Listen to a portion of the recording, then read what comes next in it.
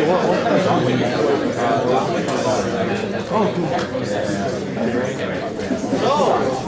anybody meet me over the weekend? Here we are, back at it. Let's get started. A few announcements. You don't have to take a note, but make sure you know what those assignments are. There's a homework due tonight. Another one will be due next week, and that's going to be the pattern. A homework every week due on Tuesday night, unless wrinkles happen. There's a quiz at recitation next week, 30 minutes, 2 problems. That's not this Wednesday and Thursday. It's the next Wednesday and Thursday. If you have DRT accommodations in private, let me know, or let the course coordinator know. That's John McCurry. So we follow these accommodations. We're going to have solutions posted. Now, about the homework. Your homework 1 is due on the same grade scope like everyone else, the regular students, because those homework 1 problems get graded together. There's so many TAs to so many students. There's a, logistics of how everything gets graded. The honors problem, that one with a square game, you have to submit it to a different grade scope. That's only the honors problem gets submitted there. And if we have any additional honors, only related stuff, that will all go to the grade scope honors. Okay? So homework 1 goes to the regular grade scope, just like all the other students. Honors stuff gets to the grade scope honors and will be part of your grade. Square game. Hands up who solved that problem, has a plan. Hands up. Oh, pretty good. I was worried that we don't have a plan. Of course, the solution has to include the strategy and the proof that it works. It's not enough to say, this is my strategy. Even if you're correct, you have to prove that that strategy, that invariant that you found, that you can always move to bring back the invariant to true, and you force the other player to bring it to false. I won't discuss that problem anymore, except for Thursday at office hours. Let's do that in here. The current plan is, I think the rooms have been shadowed by the registrar, so at least this week, virtual office hours.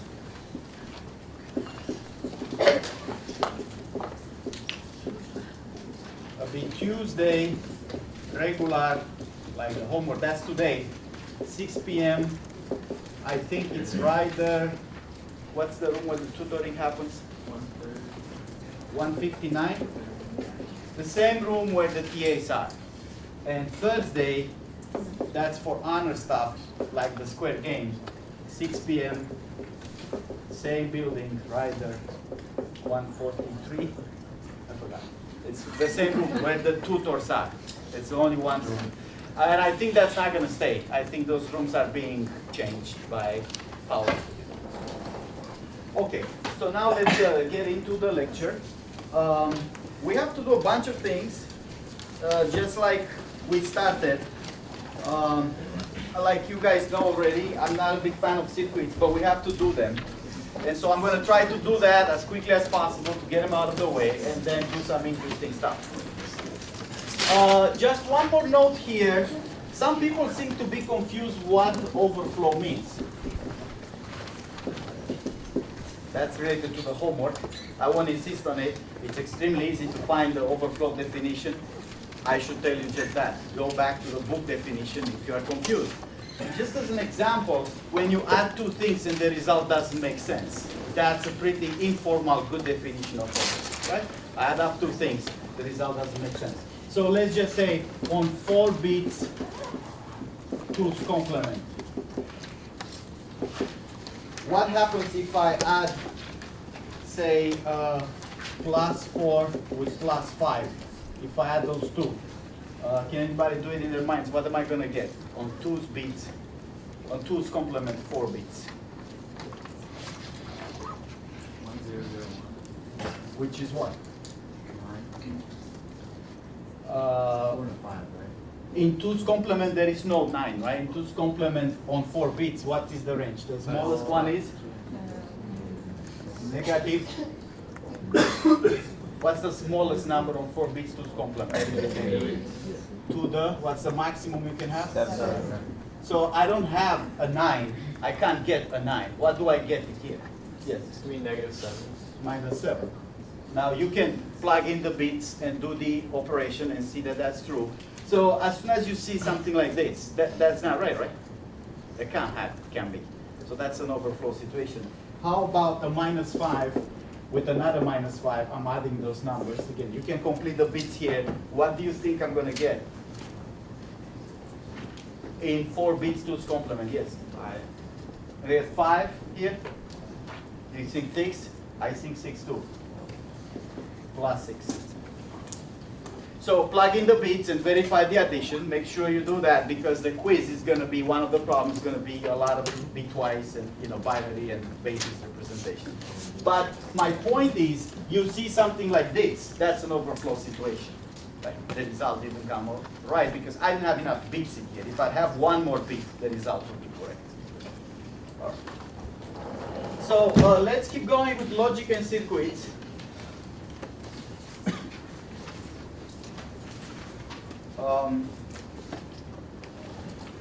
We started here. So I'm going to take a very simple one.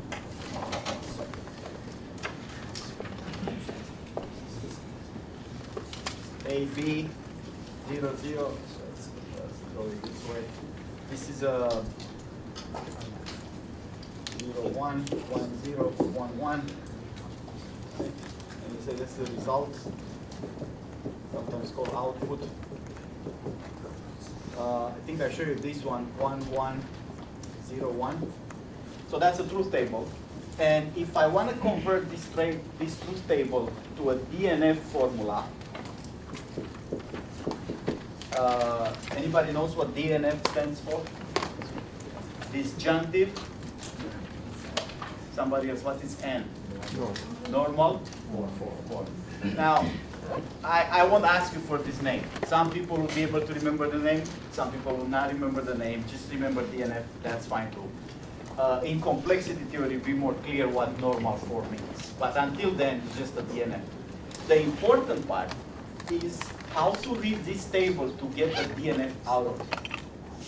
We did this last time. In order to read this table to obtain the DNF, we'll say it here in English. I want to be in one of the result equal 1 cases. That is how I'm reading this table. If you want the truth, you want to be in this case or this case or this case, right? So I'm going to say that in English again, just more specific.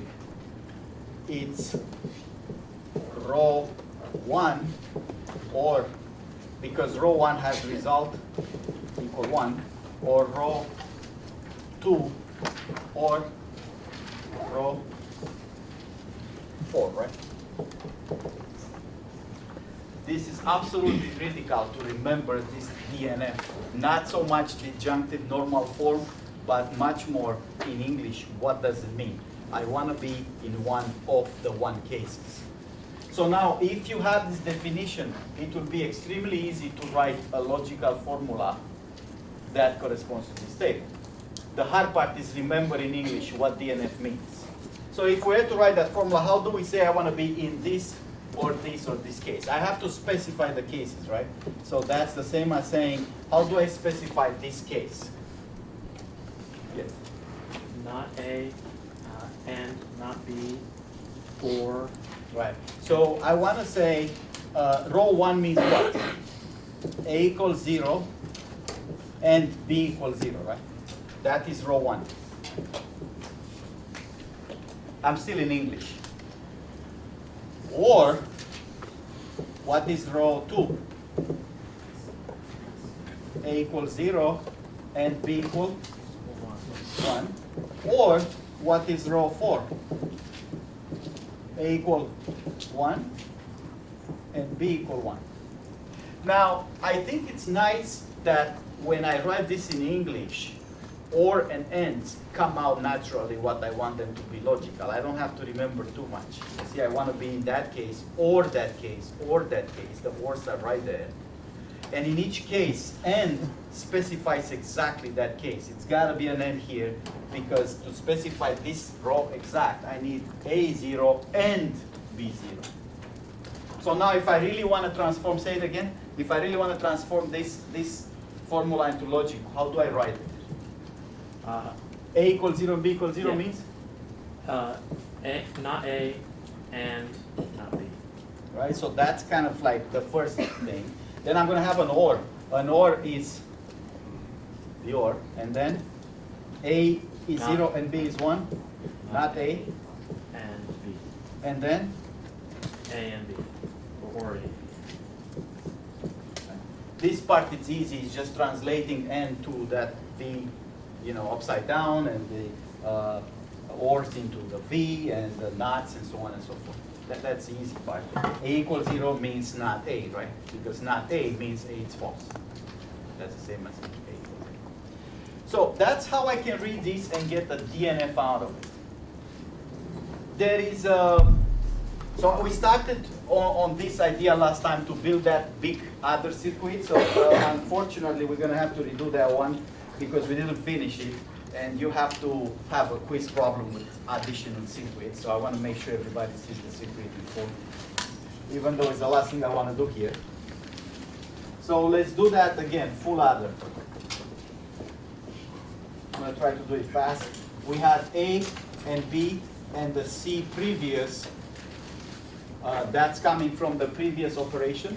So A was this bit, B is this bit, and the C was this C previous here. So when I add those things, I get a result, S, and a C next. That is the carry bit I may have to have for the next bitwise addition, right? So the result of this thing has to be the S, that's the sum, and the C next. So we already built that table. Of course, there will be how many cases here?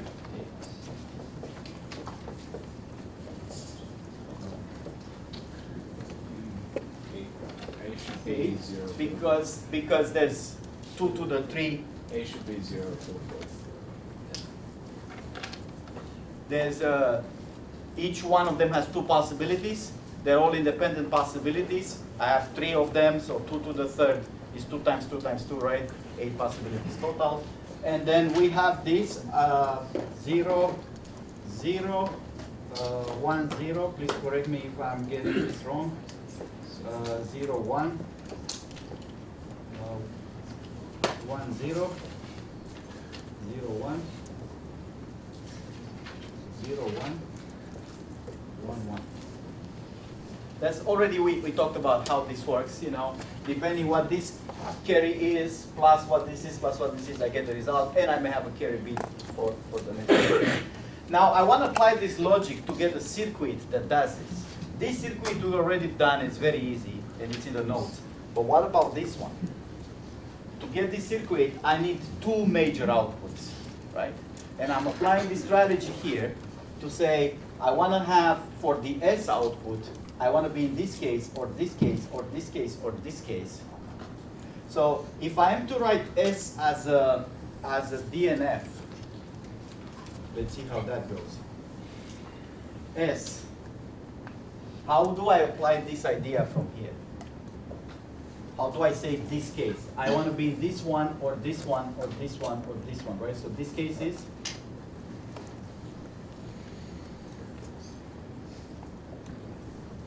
How do I say this? Not A, and not B, and C. And between the clauses I have or. Because I have to be in either that one, or that one, or that one, or that one, right? So now, what about this case here? Not A, not C, or how about this case in here?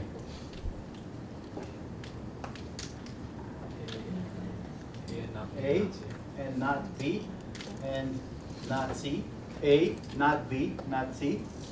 Or the last case that it's interesting,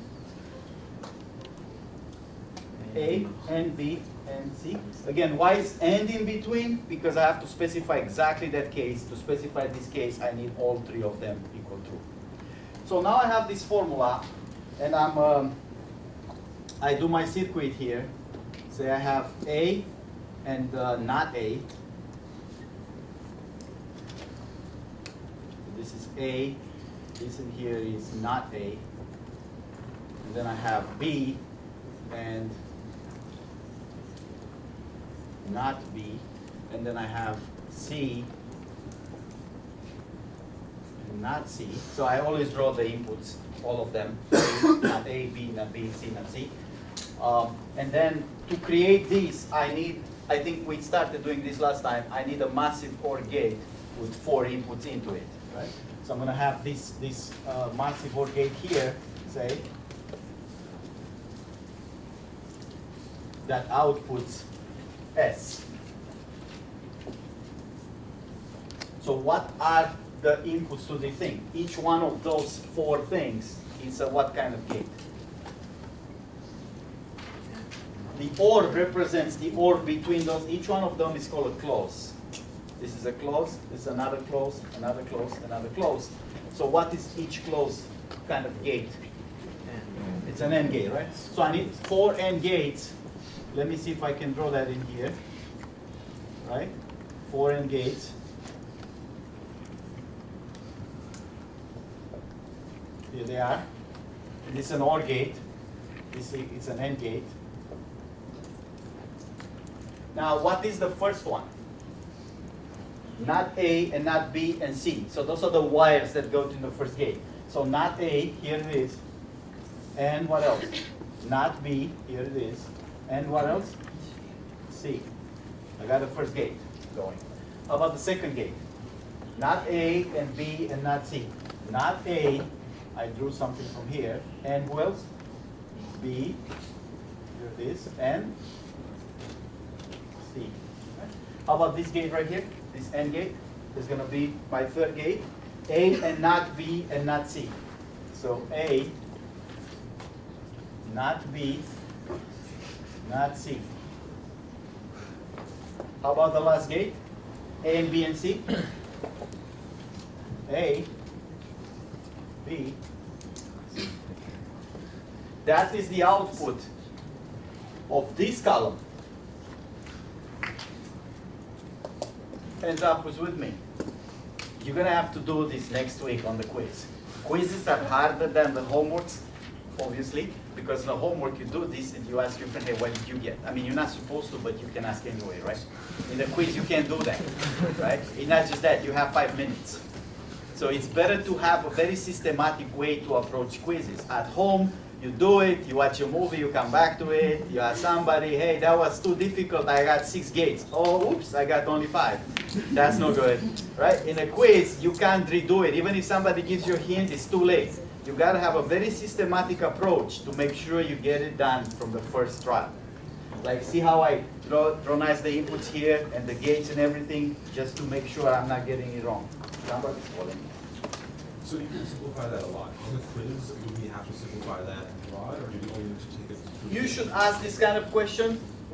Our intention is to make the quiz explicit enough so you don't have to ask. Write the quiz exactly like this formula. That means don't simplify. How about the other one? This C next. Who is C next in logic? I want to do the same thing like I did for S. Only now, I want to say I want to be in here, or in here, or in here, or in here, right? Same strategy. Is that or that or that or that, the true cases. How do I write this as a close? I have to specify this case in here, right? Not A. Okay. This is an OR, right? Because it's either this case or this case. Now what about this one here?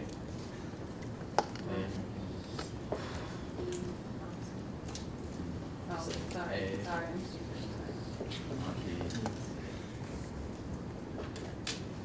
Or I have this case here, 1, 1, 0, right? Yeah.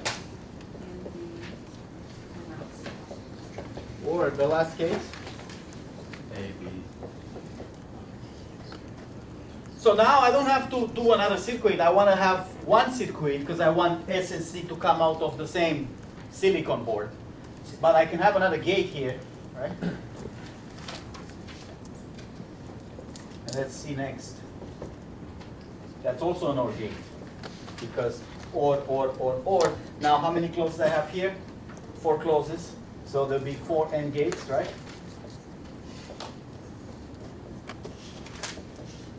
These are the AND gates. Sometimes people put a dot in it. That means AND. Sometimes you can just put the AND gate. And now what are the wires that go in this one? Not A and B and C. Not A and B and C. How about the next one? A, not B and C. A, not B, and C.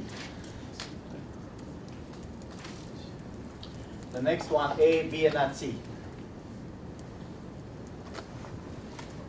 A, B, and not C. And finally, A, B, and C.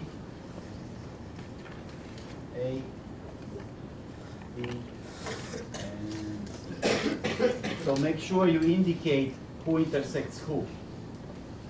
Like in here, this is a solder connection. This is all the B wire, but this is not. This is A, that's somewhere to B, right? This is a solder connection, and somewhere one. Okay. So that's how I take, as I said, this is 3 different things to represent the same phenomena. Either you get a truth table, or you get logic Boolean algebra formulas, or you get the circuit. They mean the same thing. But depending on application, if you really build the silicon boards, you need a circuit. If you need to do, operations on paper, probably it's a Boolean algebra. And if you want to do verification, brute force verification, probably it's a truth table. But they express the same mathematical phenomena in 3 different ways. You should know the conversions. A lot of the problems at this level are how do you go from a formula to the table? How do you go from the table to the formula? How do you go from the formula to the circuit? How do you go from the circuit back to the table? All those things can be converted into one another. Right? So now, the last thing I want to say, just for your knowledge, we won't be using that in this class. But as you know, addition is multiple bits, right? Like these examples I give here, +4 would be exactly who in 2's complement? 0, 1, 0, 0, and +5 would be 0, 1, 0, 1. Clearly, the addition is not just an A and a B and an S and C. There's multiple bits. In this case, I have 4 bits I need to add. So I'm going to take this and make it like a black box. I'm going to say, all these things that you see here, I'm going to package it. Create a package. And that's the internals of the package. But for an external consumption, I only need to specify the inputs and output. It's like a procedure. Here's the input and output. Don't worry how it works inside. It does the right thing. I do the wires inside. And if I'm to package it, it's going to look something like this. I'm going to draw it in the bits order. So say you get an A input, a B input, C, I input. And what you output? You write down the S, and you move the next carry bit, C, I plus 1. So what are the inputs? A bit A and bit B. Like in here I have A 0, B is 1, and the carry, I have no carry, carry will be 0. And then those are the inputs. And then S is the result that I write down as the operation result. And then I have a carry bit that's C next.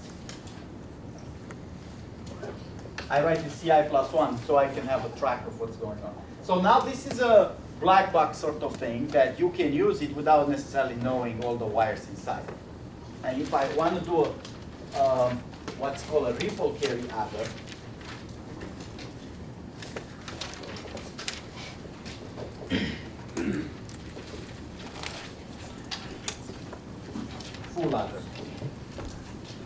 it's gonna work like this. The initial carry 0 is 0 and gets inputted here, where I get the first two bits, A0 and B0, and I'm outputting S0, and this is C1, which get inputted into a next block box that has A1 and B1, and I'm outputting S1 here, and this is C2, the carry for the next bit. And then here I got A2 and B2 inputs. I'm outputting S2, and who's going for the next operation? C3. Right, so that is if I have A2, B, A2, A1, A0, and this is B2, B1, B0, and I'm trying to add up bit by bit. This is going to be S0, S1, S2. This is carry 1, carry 2. So I can keep doing this for every bit, and I end up with the result. So that's going to happen a lot in computer science. You write a basic procedure or fundamental or primitive, and then you package it as an API, and then anybody can call it even multiple times to do some operations with it. Sometimes we don't know exactly how the subroutine or procedure works. We just trust that it does the right thing. Given the right input, it produces the right output. So I'm kind of almost done with circuits, which is good, right?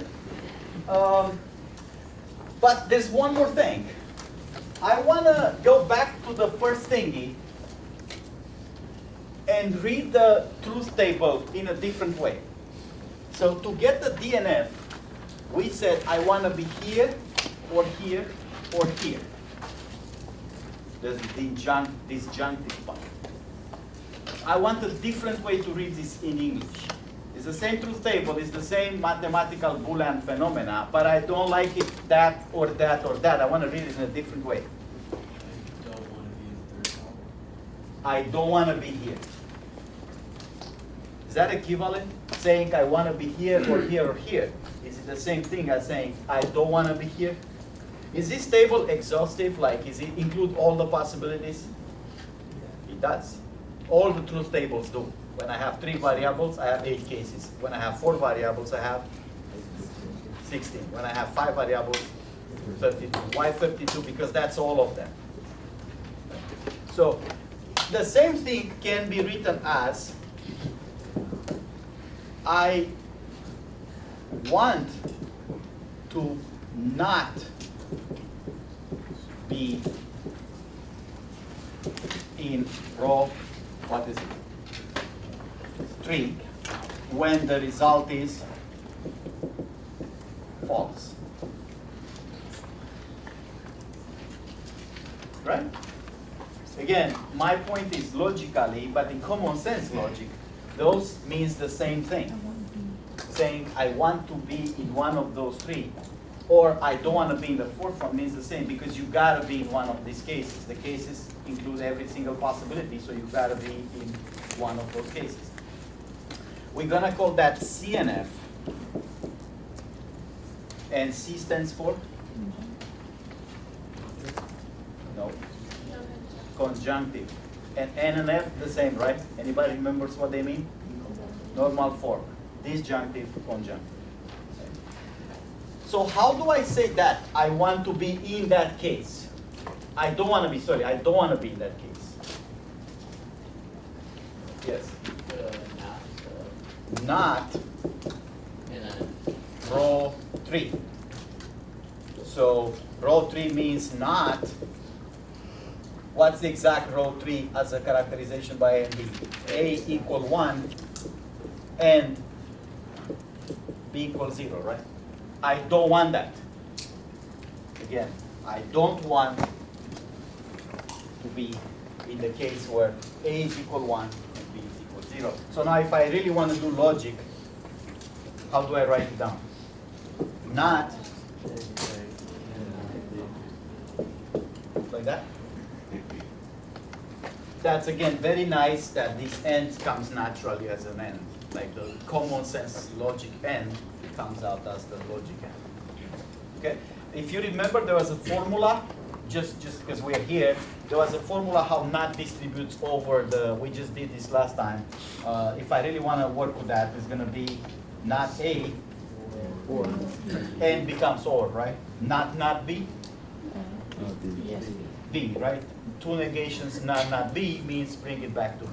Plus negation brings true to false or false to true, and then the other negation, that's the opposite operation, so it brings it back to B. Okay? Now, we could verify, we know that in common sense, what we just said, you want to be in one of these three, that's the same equivalent of saying you don't want to be in this one. We could verify this with the truth table or with some other mechanism, right? I mean, how do I verify that those two things in Boolean algebra are the same? I would have to build the table, right? I would have build this table, and verify that they're actually the same exact output row by row. Or I can use some Boolean algebra operations, I think I have it here, to verify indeed that they are the same thing.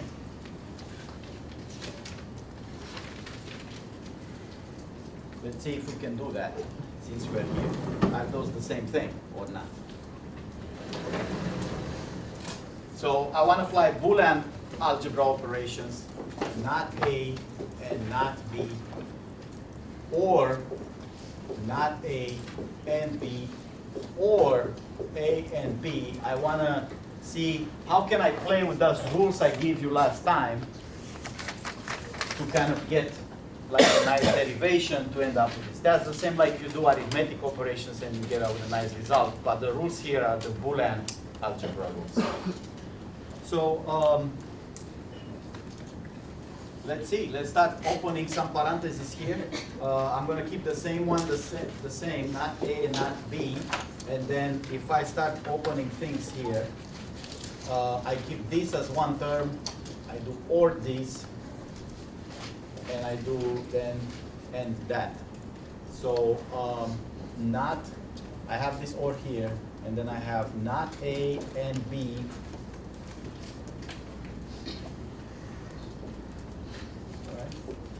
or A, that's the first term here. And then I have AND, not A and B, or B.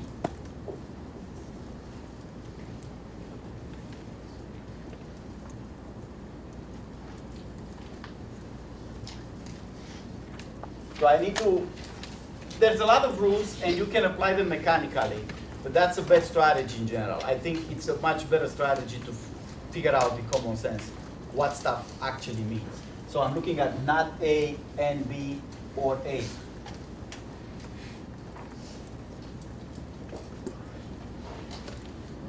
Did I do that right?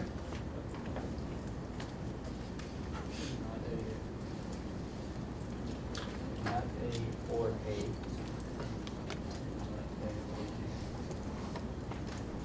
So let's think about this for a second. If A is true, what happens here? Is true. If A is false, this is true, and I don't worry about this, I have to get a B. Right? So this is, I think the whole thing here comes to not A or A and B, this whole parenthesis.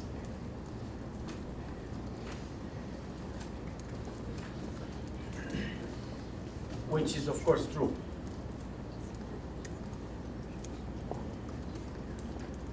Am I right? I'm going to give you a list of those rules, and you can apply them one by one mechanically. The problem with that application is that if there are 20 rules, you're not going to know in which order to apply those rules, so you can get cycling and never get to an answer. It's much better to think critically. So why is this coming up to that? I think what I did, this is correct here, this part. What I did, I open up this A, not A and B against, as a term against the other parentheses. But I think a better strategy would have been to observe the B as common factor. You say, this is a B here, that's a B here. So I could have done instead directly from here, if I take this B as a common factor, the signs that's in both parentheses is the and then in here it's not A or A.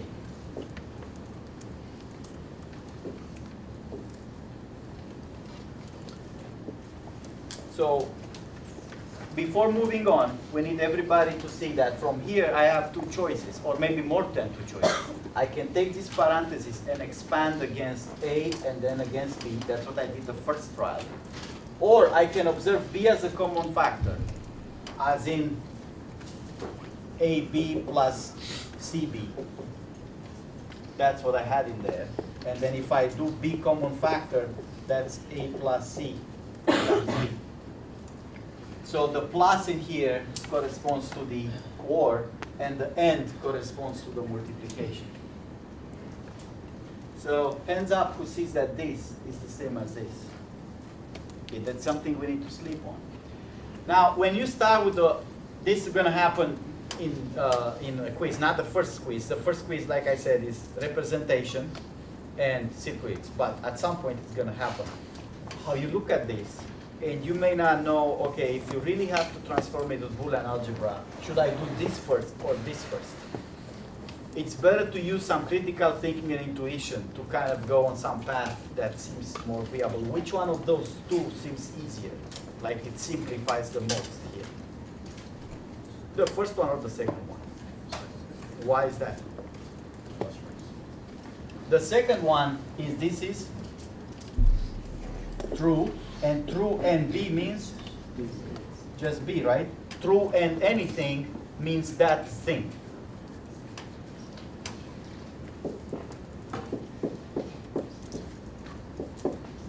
So what about now? I can expand against B.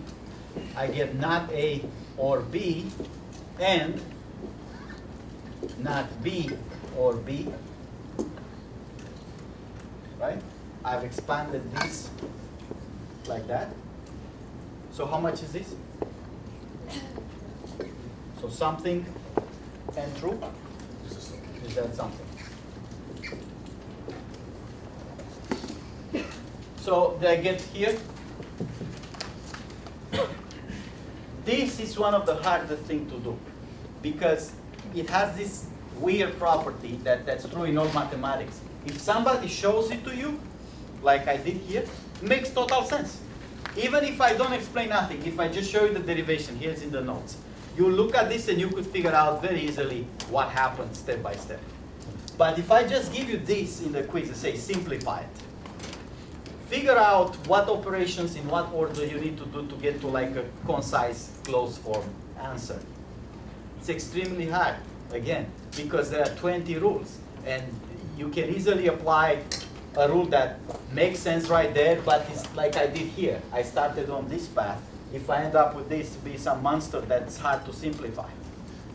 So I would say using your common sense logic, it's an intuition for what those things mean and how they played out. It's a good start. Another very good start is to kind of try to evaluate this, some part of the formula with the truth table. Say, before I even do this on my scrap paper, I'm going to do not A and B, A versus not B with an or between them. And I'm going to end up something very simple. The whole thing comes down to B. Like if somebody would tell me that by simplifying this just this part, I'm to get B, if I would knew the final answer, I would have a much easier time to drive these operations towards that result than if I compare to the case where I don't know this is a B. In here, it's not that easy. Even though I knew what I'm trying to get, can I look at that formula and say, I think it's this answer, right? Because I have it via DNF, CNF, equivalence. how do I look at this formula and say, I want to get from here to here?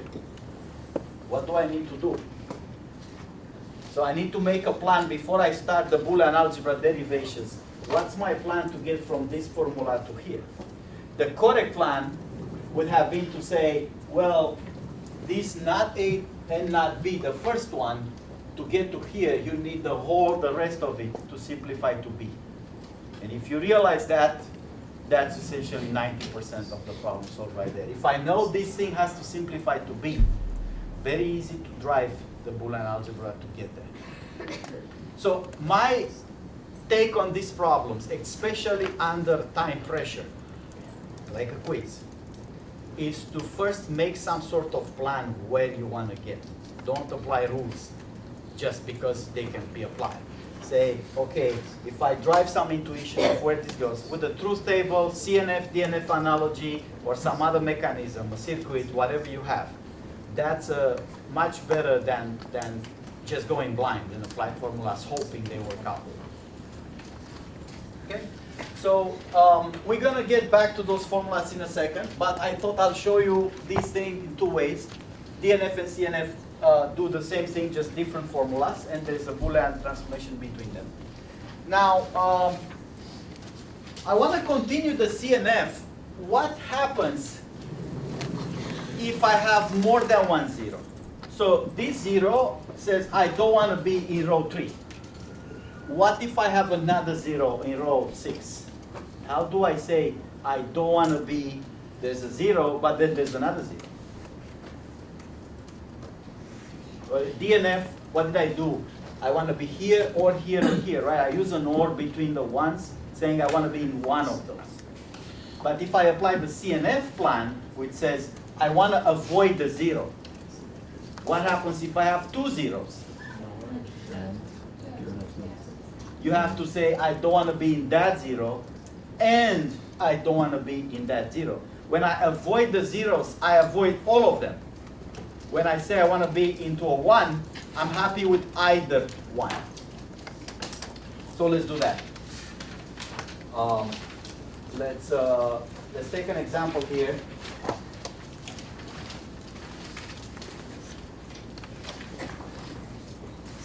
I have an example with 3 variables, A, B, C, and I have an output. So because it's A, B, C, how many cases I have? 8, 0, 0, 0, 0, 0, 1, 0, 1, 0, 0, 1, 1, 1, 0, 0, 1, 0, 1, 1, 1, 0, 1, 1, 1. And the output is given in this problem. I don't have to worry about 0, 1, 0, 1, 1, 0, 1, 0. How do I get the DNF? I want to write this output as a DNF. What's the DNF plan? Write the cases that correspond to the ones with ors in between. Right? So this is or between clauses or cases that give output equal 1. So here they are. How do I write this case down?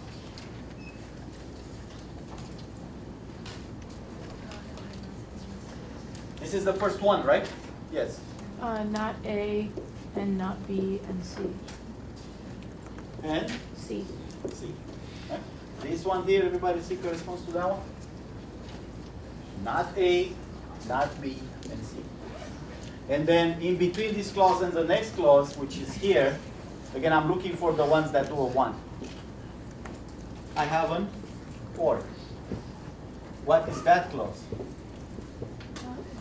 Not A? And B and C. I have 2 more. How about this one? What is that? A. And then not B. And not C. And the last one? Somebody? Yes. A and B and not C.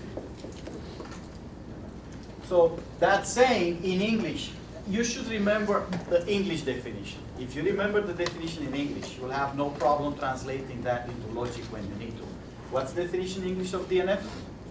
I want to be in either one of the one cases. That one, or that one, or that one, or that one. That's how I get to DNF. Hands up who's with me. Okay, let's hope that's true. Does everybody raise their hand? Again, DNF English definition, I want to be in one of the one cases. Either one of them. That's why it's an or in between them.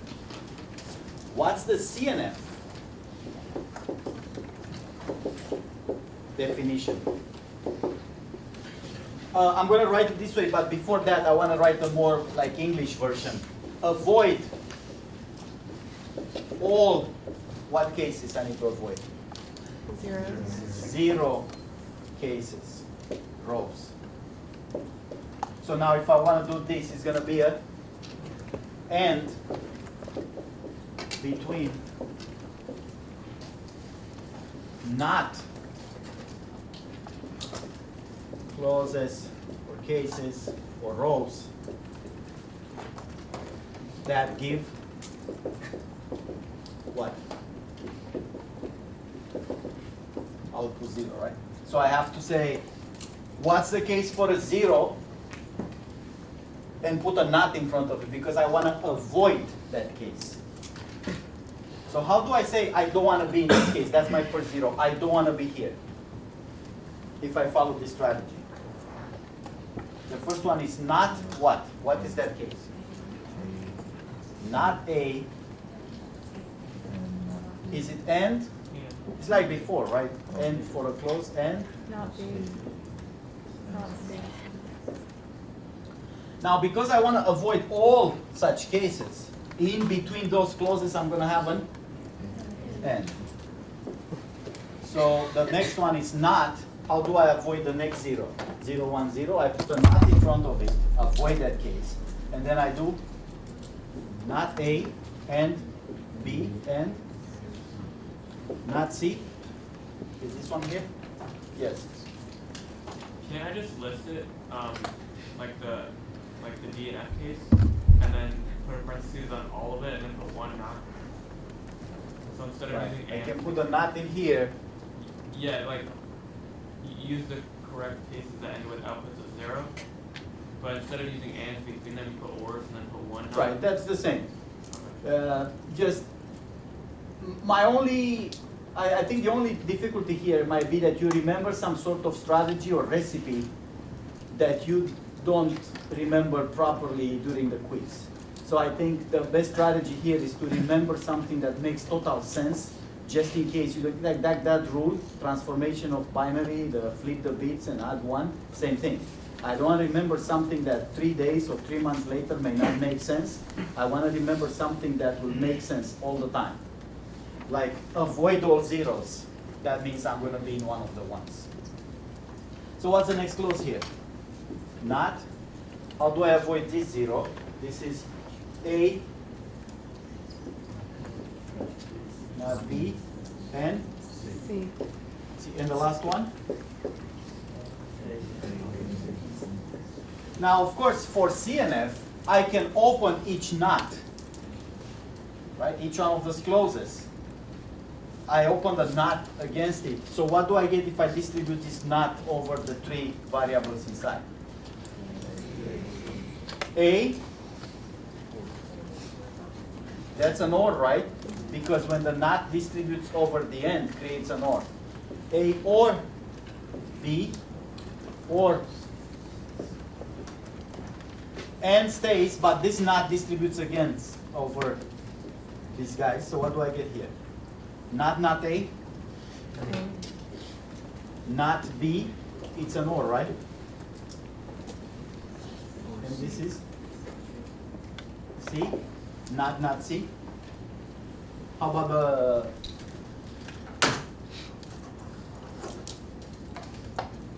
How about this one here? Not A, not B gives a B, ands become an OR, not C. And the last one, or not B, or not C. Now, so another way to remember this, DNF means ORs between clauses, and inside the clause it's always ends. So it's ORs between the big clauses, but ends inside each clause. CNF is ends between clauses, and inside each clause, it's an OR. Or. So that's the actual CNF form.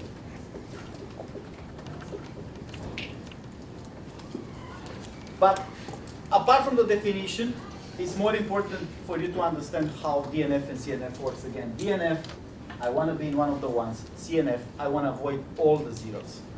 Avoid means a negation in front of the clause, which creates the ORs in between. Because the clause comes with the case is that and that and that. When I negate it, I get not that or not that. Another way to look at this CNF formula and to make sense of it is to say, if I am to negate the first case 0, 0, 0, what do I need to happen to avoid this case? Common sense logic. How do I avoid 0, 0, 0? One of them has to be true or 1. So that's what this is saying. One of them is true, right? A or B or C means avoid the case when all of them are 0. How about the next one? A or not B or C, that avoids specifically the case when this one is false, this one is true, and that one is false, which is exactly this case here, right? So again, all these intuitions are correct intuitions and transformations, but I will remember something that gives you the confidence, I'm going to get it right. Because any rule that doesn't make immediate sense has the potential of forget it or get it wrong a little bit and then you get the wrong answer. So that is the CNF and DNF construction.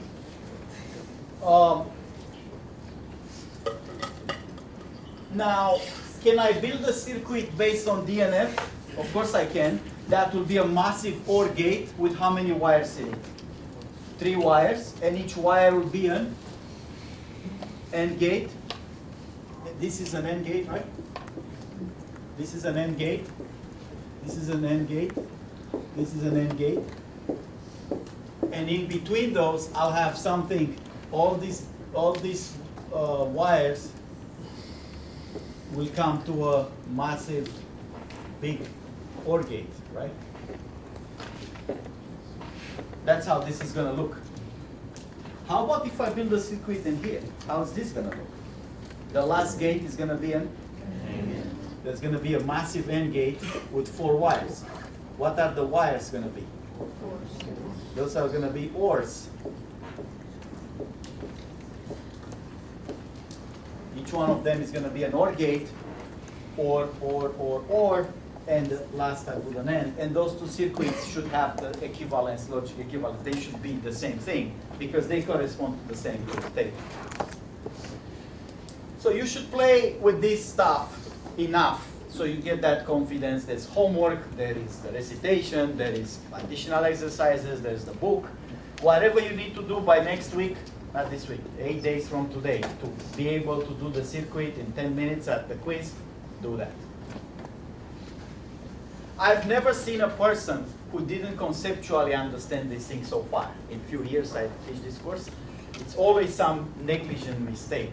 I knew how it's done, but I rushed it up and I lose points.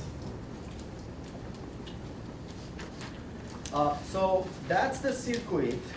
And let me now go back to these laws of logic, the kind of laws that we use here to do this derivation.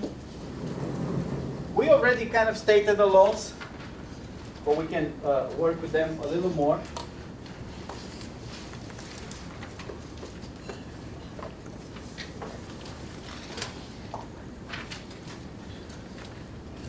In my notes, there's names for each one of them. I won't be worried today about the names. I'm worried about you making sense of those laws. So the first ones are obvious. A and B is the same as B and A, and A or B is the same as B or A.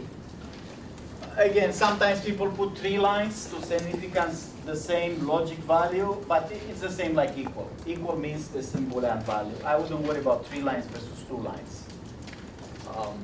So that's easy. How about these distribution laws? A or B and C.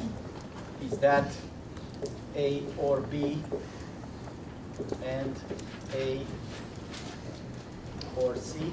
Right. That's distributing the A as a common factor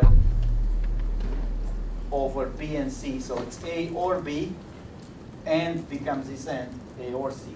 And the other one is A and B or C. It's A and B or A and C. So that's the distribution.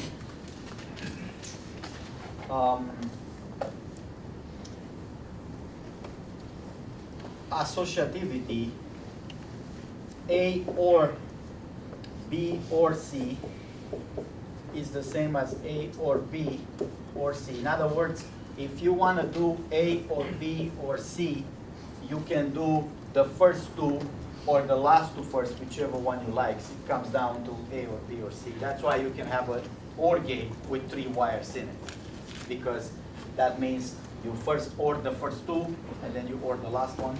Same thing for AND.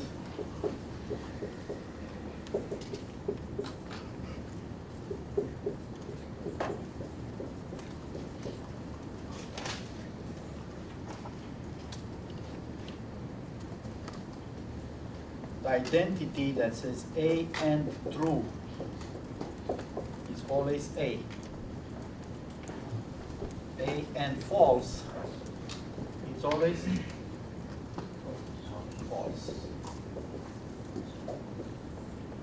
True could be written as T, or F is false, or you can write it as yes or no, or 1 or 0. I use true here. I could have write just the same 1. A and 1 equal A. How about for OR? A or true, it's always true. And A or false, it's always A.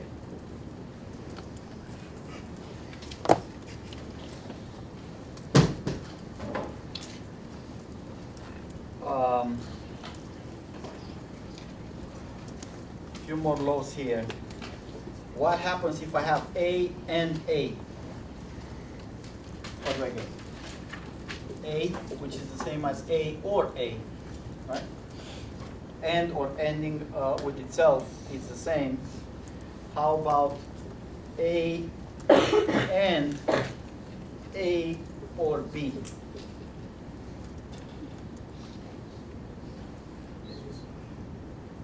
How much is it? A and A or B? Always A?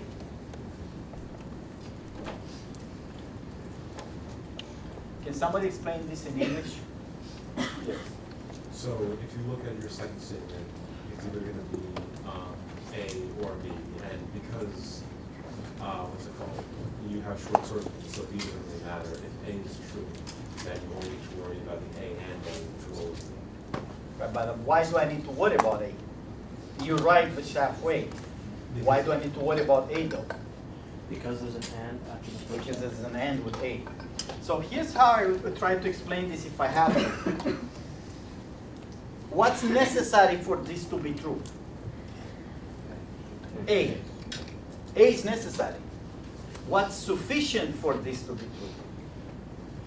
A and If A is true, this is true, and this is true. Because A or B, if A is true, it's true, right? So that's a good way to think about this equivalence. Necessity, necessary, and sufficiency. In other words, if this is true, you have to get A true. That's only one way. But also, if A is true, implies this one's true. So the way I would actually expand this thing a little bit into saying, if you have A and A or B, you need A. this implies, right? If this is true, that's got to be true, because it's part of it right here. Doesn't matter the second clause. Just this A and something implies A has to be true. But also, A implies A and A or B, right? If A is true, then that's true, and that's true. The whole thing is true. So this is necessary, and this is sufficient. That's why they're the same, because they're necessary and sufficient to each other. How about, I have one more like that. A or A and B. So it's kind of reversing the and the or. What is this? A or A and B? Is it A again? Is A necessary here?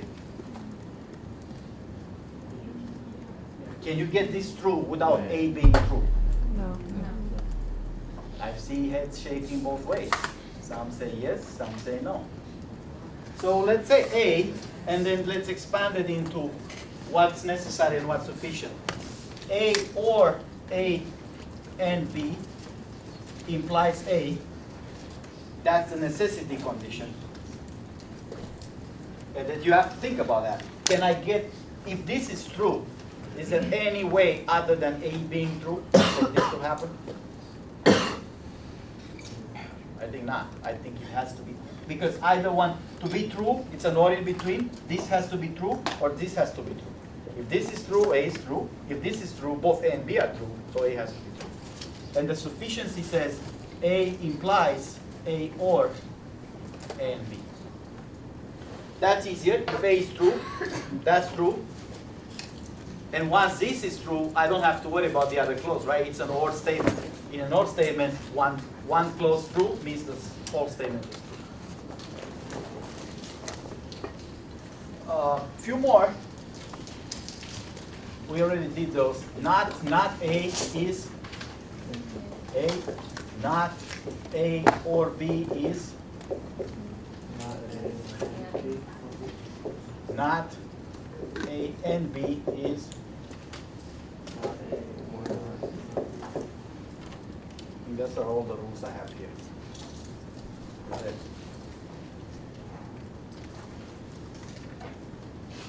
So I think some of this stuff is obvious. That doesn't require much thinking. For example, even though it looks like long, this one here, A or B or C, is the same as A or B or C is the same as one of them being true. I think that's intuitively, that's very easy to remember. One of them has to be true because it's an or between many things. This one here requires some thinking, especially in long formulas where A is not a single letter. A is just some sort of parenthesis, right? If you get that, how do you apply a rule like this? Right? But some of these follow that. This analogy, you could have taken some parentheses here and feed them into this thing. I think the only way to get good at this stuff is to practice a few logical conversions, derivations, and get it done. I don't think there is another way. I mean, the formulas are here, so you're going to get them from the notes, but you have to play with them to get some practice.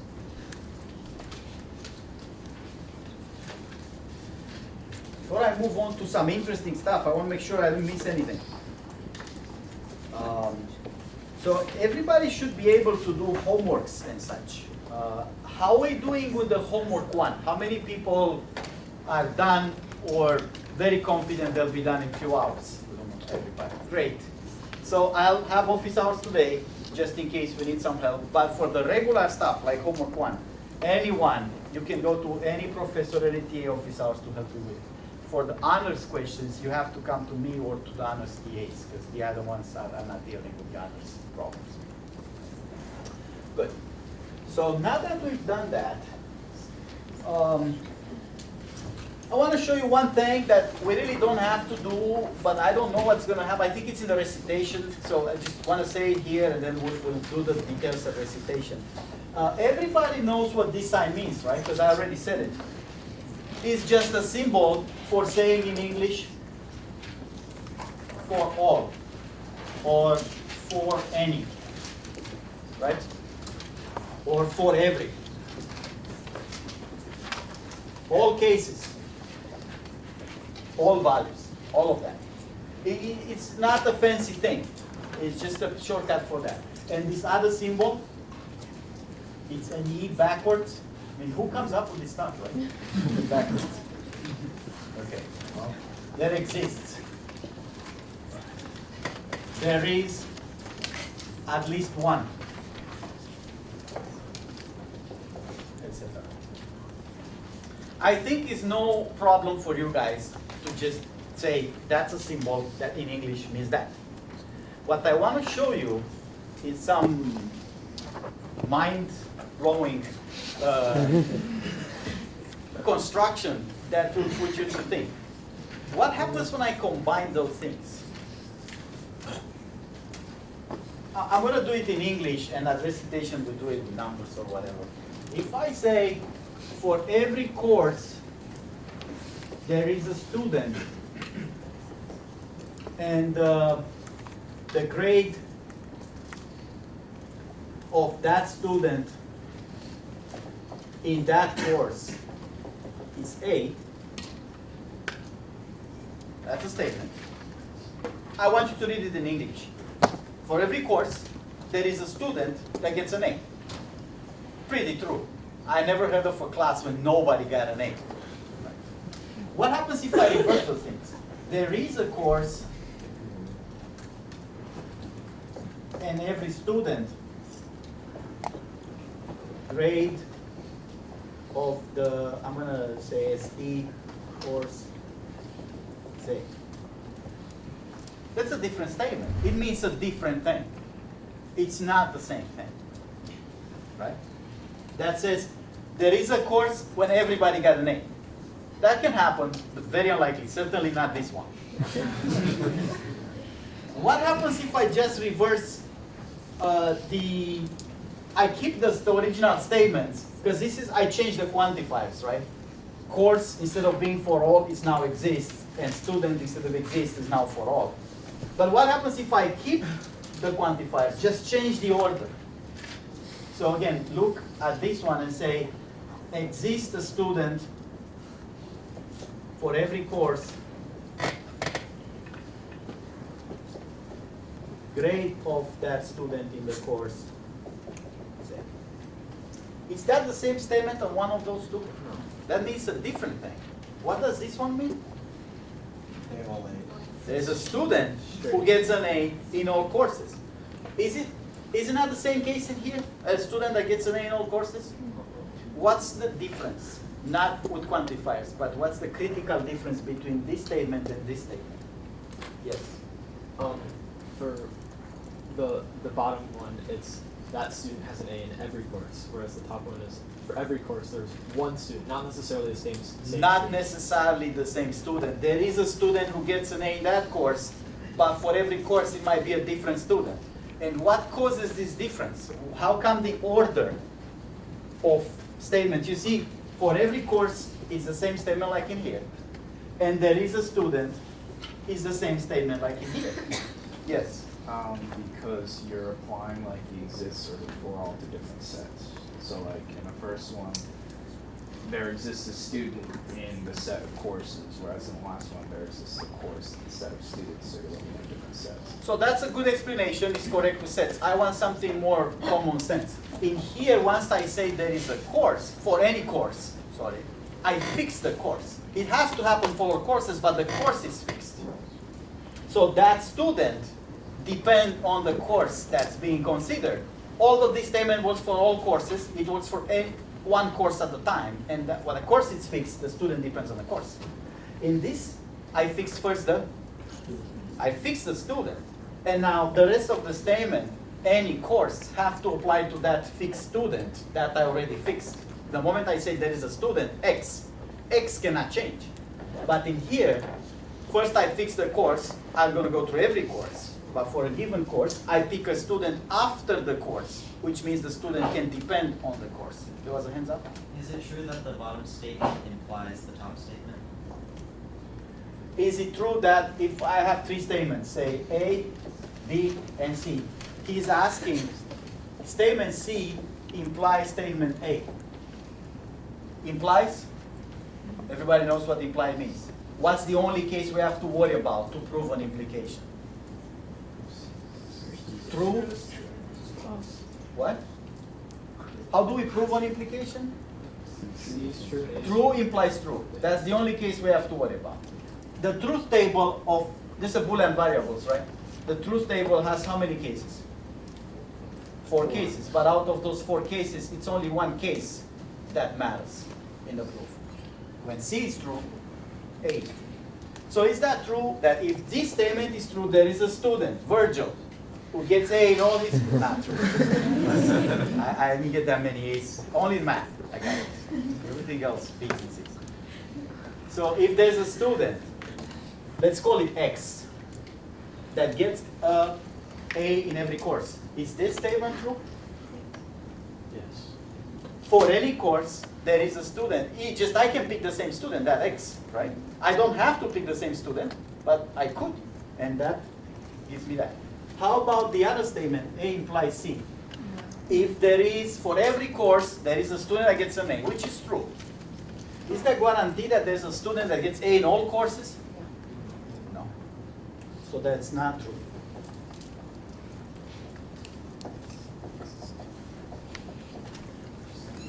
Okay? Last thing before I do something interesting, let's talk about this implication since we're here.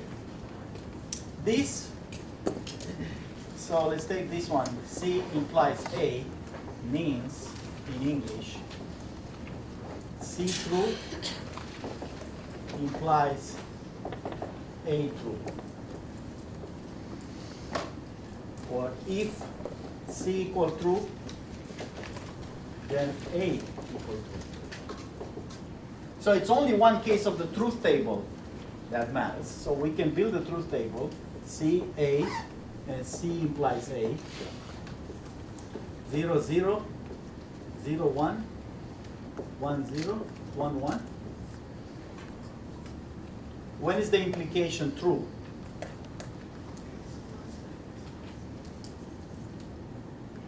What cases have the implication true and what cases have the implication false? Somebody else. When is this true? When is it false? This is truth table and brute force analysis, right? I just came case by case all of them, yes. Only the last case is true.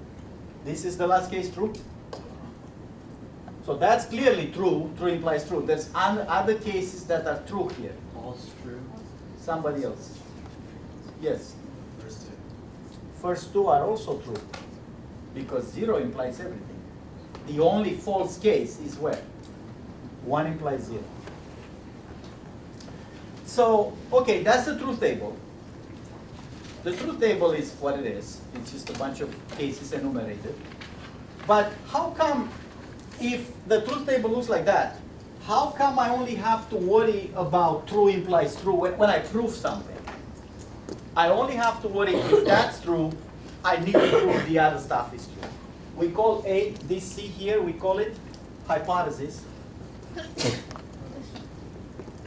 Given or known. That's what I know or what I'm given. And we call A what? Conclusion. Let's call it desire. That's what I want to get at, right?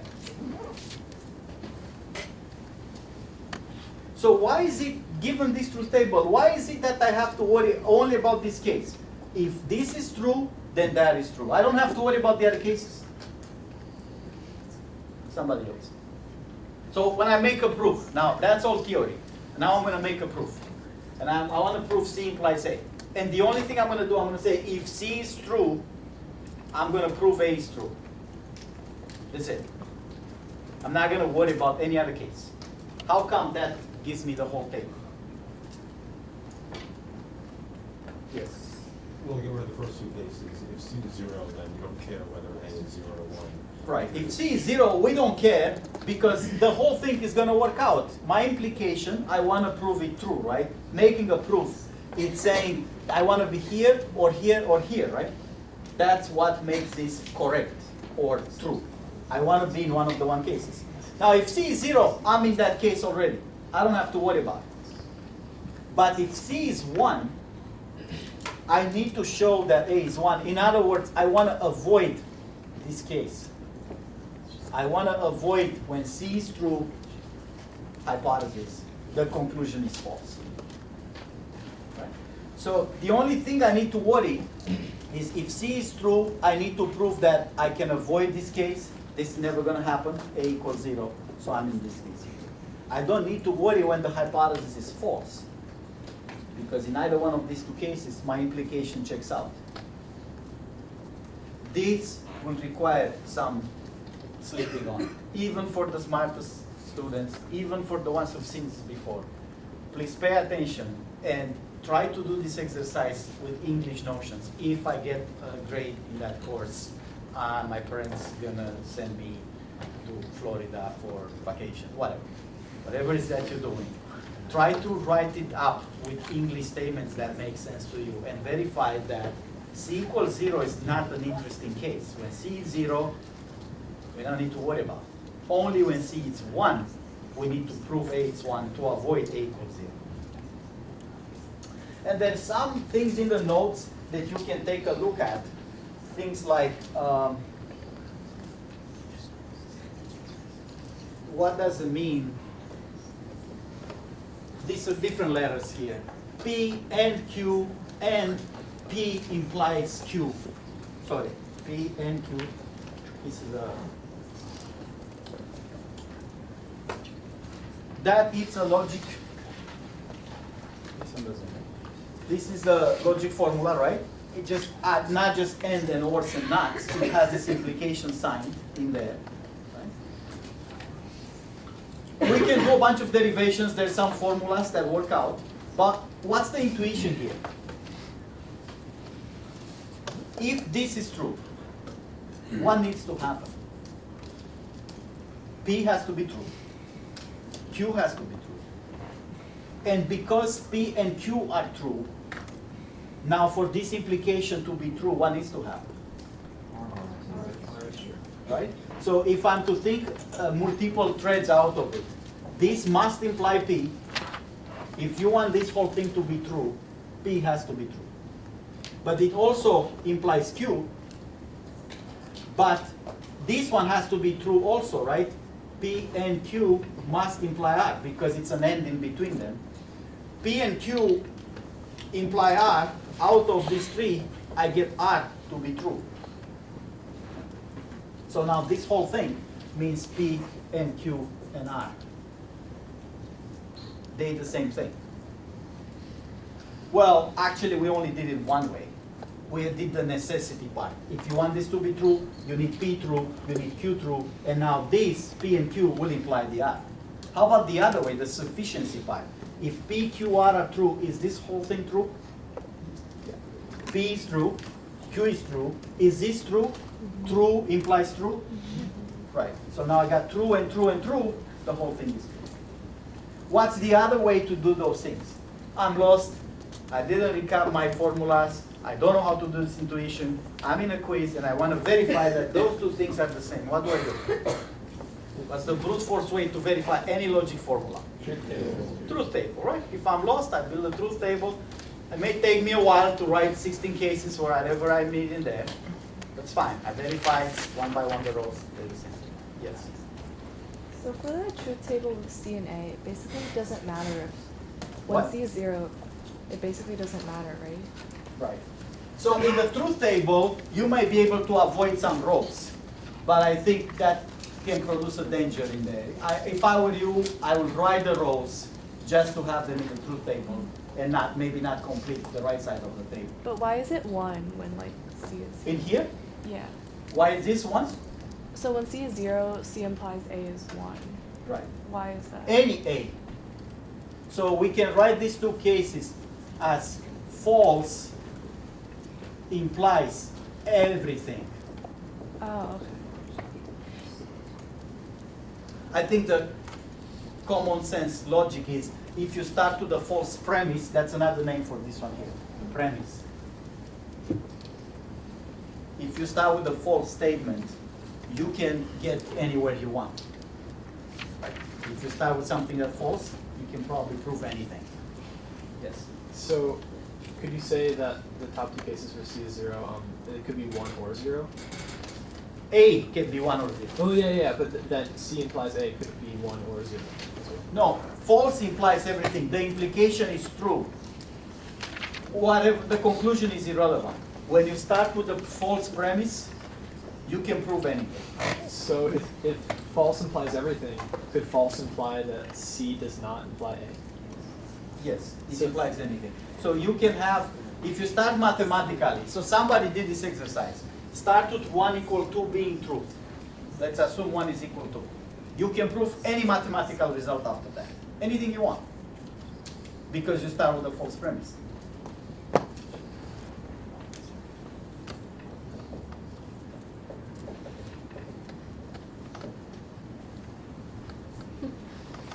This implication, like I said, is going to require some thinking about it. Even if you've seen it, and even if it makes total sense what I say in class today.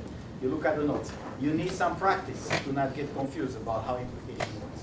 We're going to get back to it on Friday, for sure. So now that I've done what I'm supposed to do, right, let's do some interesting things. That's our mission here in the other section, to do what the regular students have to do, what you need for the homeworks and such. And then we want to do something interesting. Something that is not trivial. So for today, I think last time I showed you some interesting problem that might have been in the recitation. The criteria divisibility with 5. It's written there, so you still have to work on that. Let me do work first. I don't know how far I'm going to get. What I'm going to do today, I'm going to introduce you to a more formal proof. Not because you need it for the homework or the recitation, but because little by little we need to get good at how we write the proof. So I'm going to do a proof, and then I'm going to leave you with an interesting counting problem, just to think about. So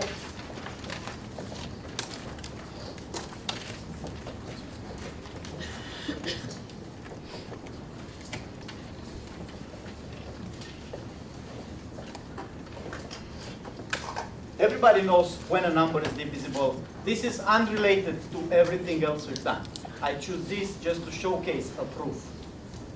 Everybody here, I think, knows when a number is divisible by 3, right? Somebody who didn't speak today, when a number is divisible by 3, in base 10. Somebody who did not speak today. Yes? Multiple. So how do I write that mathematically? That's a theorem, right? That says 3 divides a number n, n is a natural number. 3 divides n if and only if, right, it's necessary and sufficient. Let's create some sort of function here. Some digits of n is a multiple of 3. So this sign means divides. If n is a multiple of 3, that can only happen if the sum of the digits of n is a multiple of 3. For example, n equal 1, 2, 7, 8. What is the sum digits? 1 plus 2 plus 7 plus 8 gives me 18. Is that multiple of 3, 18? Yes, so that means that number is divisible. Right. How do I prove this? And proofs contains 2 things. Contains some key insight or idea or mechanism that you have in your head. Not this. This is not explained. Why is that happening? But then it includes also how do I write it down? Once I figure out, just like in the square game, maybe you figured out why that moves creates the invariant that you need. But then how do you write it down as a proof that guarantees it always works? So here's how we're going to do this proof. This proof will require some small parts that I'm going to use as known. And because they're not really known, I have to prove them separately. Like some sort of auxiliary lemmas and properties that I want to use and I think they're true. I don't want to break the flow of the proof with them, so I'm going to state them down separately and see, okay, how do I deal with those things later? The first one thing that I need, so known, needed, facts. I'm going to write them here so that I get to them. First, I need to say that the remainder of n, this is integer division at 3, is r. That means n is 3k plus r. And r, what are the possible reminders when you divide with 3? 0, 1, 2. So I'm going to write this, the remainder of integer division n by 3. I'm going to write it as r is n mod 3. How many people have seen that mod function or use it in a programming language? It's just another name for something that you've been known since the 5th grade. Divide on n with 3, and you get the remainder. We already said that this integer division is unique. So k and r are unique numbers. Once you get one of them, that's the one, right? I mean, it's not like I did the division, get some k and some r, and she does the division, gets a different k and different r. Right? And this is just a shortcut to write. The remainder is r. It does not include the quotient. This way of writing down ignores what the quotient is k. It just says I care about the remainder. So the first idea in this proof is the handle. How do I start? N as a natural number doesn't mean anything to me. I need a way to handle n. So the way to handle n is to write n in decimal.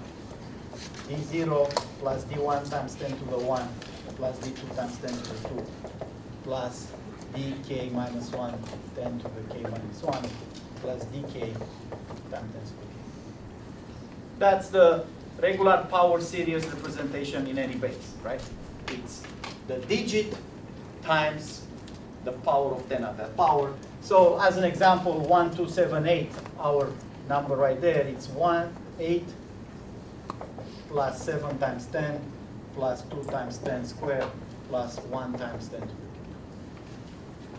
And that happens in any base. We already know that, right? So now I want to apply these modulo operations to this handle. I know n not just as a natural number, I know n as a power expansion series in base 10. So I'm going to say, what is n mod 3? Again, what does that mean? That's the remainder of n when I divide with 3. Well, that is this monster modulo 3. Right? Actually, I want to write this a little bit nicer.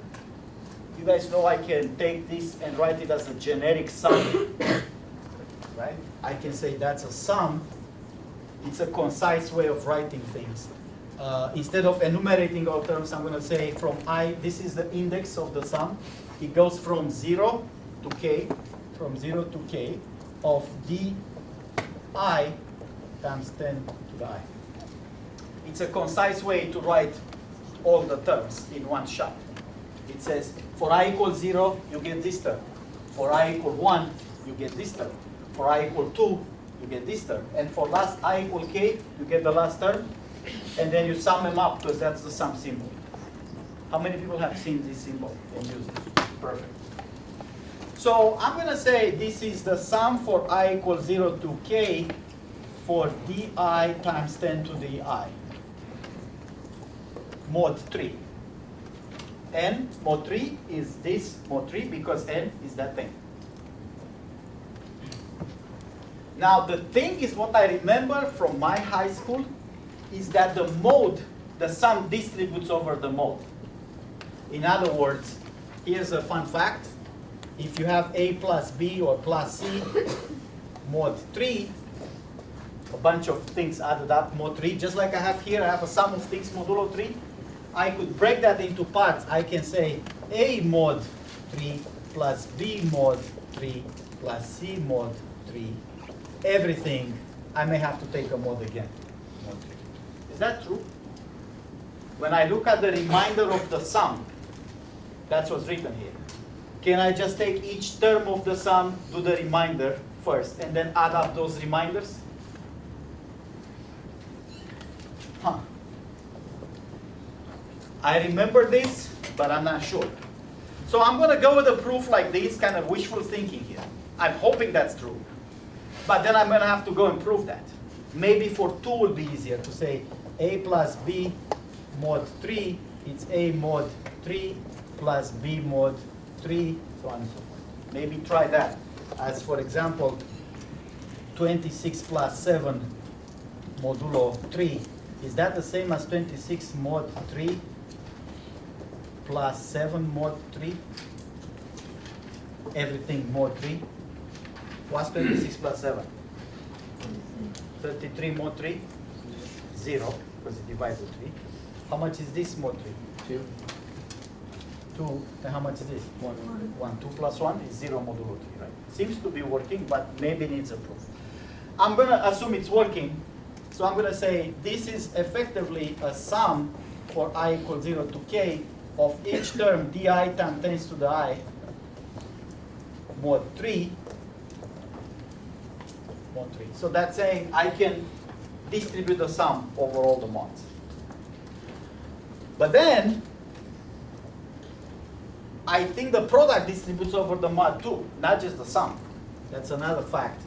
A times B mod 3 is A mod 3 times B mod 3. Like instead of doing the product and then taking the remainder, I can take the remainder and then make the product. Another thing that I remember from high school needs to be verified. But I'm going to use it here, so each product distributes over the mod. So I'm going to get sum from I equals 0 to k of di mod 3 times 10 to the I mod 3, everything mod 3. So what I distribute over the mod here, I distribute the product over the mod operation. Again, I hope that thing works, that thing is true. Because I remember it, but I don't remember the proof. And finally, I think the power also distributes over the mod. So in other words, I have one more fact, fun fact here. I want to say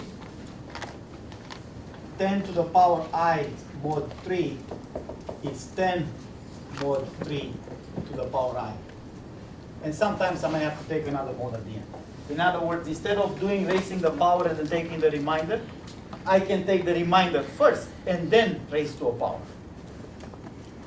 That's in the category of facts I remember from high school and I'm not sure about. So I'm hoping they're true. I have to verify them. I'm going to keep going with the proof because I don't want to start the proof just to prove every single thing. But then at the end, to be complete, I have to take all these facts and prove them.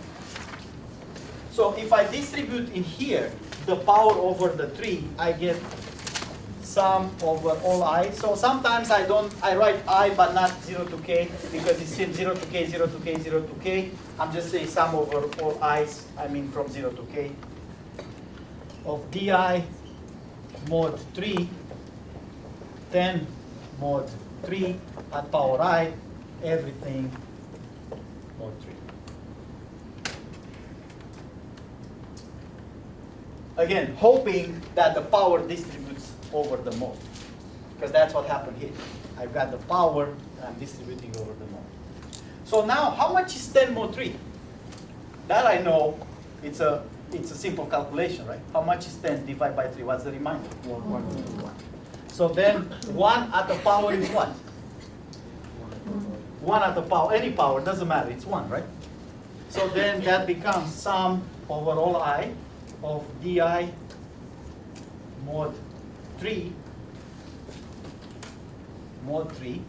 but then I use this backwards. If you have something mod 3 plus something mod 3 plus something mod 3, it's the sum of everything mod 3. because I can use this equation. I used it this way, now I use it that way to say this is a sum of modulo things mod 3. I can sum things first and then take the modulo. So I can say I can sum all these di's and then take mod 3. Right. This is the same principle I use here, but before I distribute the sum over the module, now I use the reverse operation. You have a bunch of modulos that are added up together. You can sum up everything and then take the module. So I think I'm done with the proof. Because this is saying the remainder you get by dividing n with 3 is the same remainder that if you sum the digits and you divide with 3. Right? This is sum digits, right? Right here. This is the sum digits of n. So I prove more than the original statement. The original statement is saying if this is divisible with 3, that means the remainder is 0, then the sum digits is divisible with 3, the remainder is 0. But I prove not just the 0 part.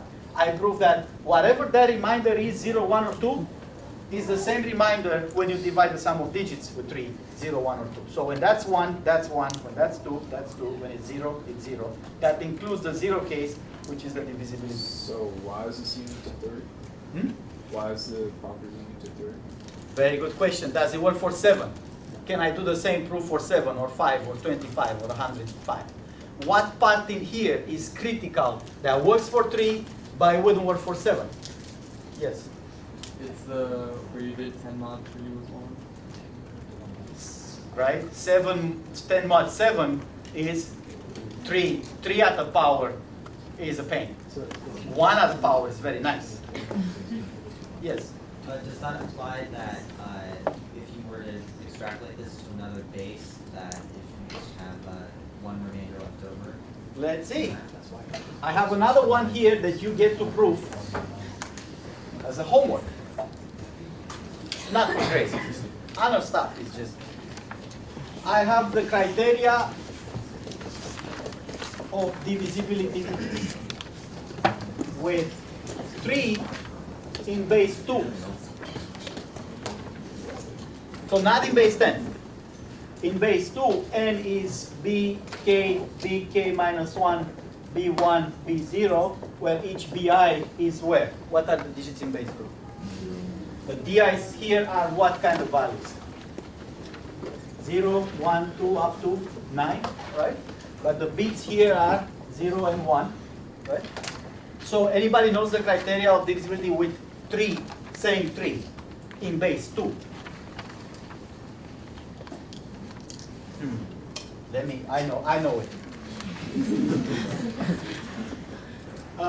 I can write this as a power series in base 2, right? Just like the same sum.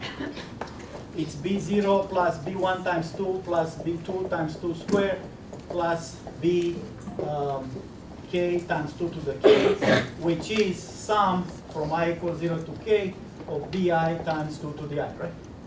Same expression, just using the digits in base 2, which are the bits 0, 1, instead of the digits in base 10. Of course, k is not the same k. If a number in base 10 has k equal 10 digits, in base 2 will have a lot more digits. So here's the criteria. If 3 divides n, if and only if 3 divides the sum of the digits but alternating. b0 minus b1 plus b2 minus b3, so on and so forth. The last one, if you think about it, it's going to be minus 1 at k times bk. So it's the sum of digits, but 1 with plus, 1 with minus, 1 with plus, 1 with minus. So I can write that as an expression, sum for I equals 0 to k, b I times minus 1 at power I. This only serves to regulate the sign. Plus, minus, plus, minus, plus, minus, plus, minus. And the reason I know it's minus 1 to the k, I'm looking at this. This is minus 1 to the third, minus 1 to the first, one and so forth. What's the intuition for which, if you make this proof, is going to work out? if I'm to replicate this idea of a proof, in here when I got 10 to the I mod 3, I got 10 mod 3 at power I, and the remainder was 1. And that 1 at the power created 1, 1, 1, 1, 1. What's going to happen in here? I do da da da, da da da. At some point, that's going to become 2 mod 3 at power I, right? Because this is 10, that's base 2. How much is 2 mod 3? It's 2, right? But I can write that 2 as a different thing in modulo arithmetic. 2 mod 3 is actually, it's minus 1. 2, when you divide 2 with 3, you get 2, the remainder. But 2 is the same as minus 1 modulo 3. Remember that circle? So now this minus 1 at power I is going to become this one here. You should go home and try to figure out this proof. By the way, I have one more question. It's a random question, just for people who want to think about. If I get a polygon with 5 sides, is that 5 sides? 5 sides. Any polygon, 4 or 5 sides. In how many ways can I break it into triangles? Like if I'm asking, here's a polygon, 5 sides, 6 sides, 7 sides. Say, cut it into triangles. In how many ways can I, obviously I can cut it this way, or I could have cut it, say, this way. How many triangles I'm going to get out of a pentagon? I always get 3 triangles. That's fixed. You can't get 4 or 6 or something. You get 3 triangles, but you can cut it in different ways. So in how many ways can you get a pentagon into triangle, or a hexagon, or an octagon? Something to think about. Okay, I'll see you guys tomorrow.